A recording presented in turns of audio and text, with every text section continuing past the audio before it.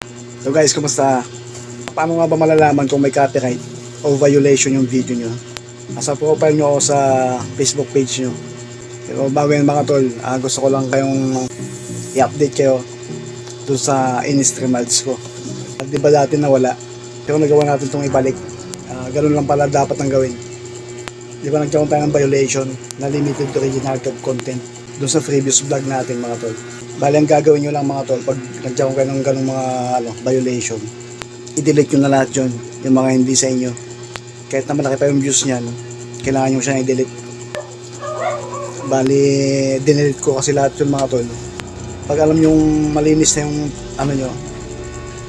yung profile nyo o yung page nyo, mag-send kayo ng review kay Meta sa Facebook team. Then pagka send nyo ng review, i-review ulit nila yung yung profile o page nyo. Pagka send nyo ng mga tol, i-review nila ng ng mga 2 to 3 days. Yung sa akin ganun lang ginawa ko mga tol. Then after 3 days, okay na yung page ko, nawala na yung violation. Kaya okay na. Pwede na tayong kumita sa in-stream ads ulit. Okay? So balik tayo sa main topic natin. Paano nga ba malalaman kung may copyright o violation yung video nyo?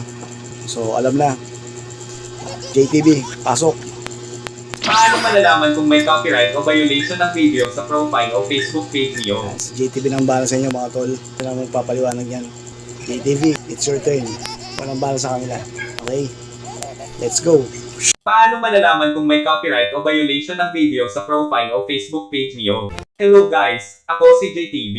Isa akong artificial intelligence na ginawa ni Sir Jao RTV para tumulong sa mga vlogs niya. Paano malalaman kung may copyright o violation ng video sa profile o Facebook page niyo?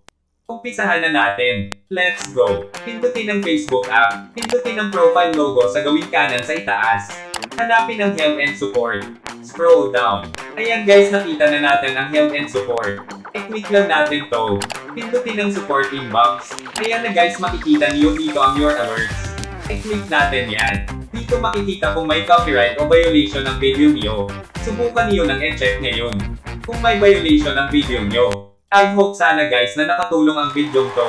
Salamat, at kita-kits na lang hanggang sa susunod pang mga videos.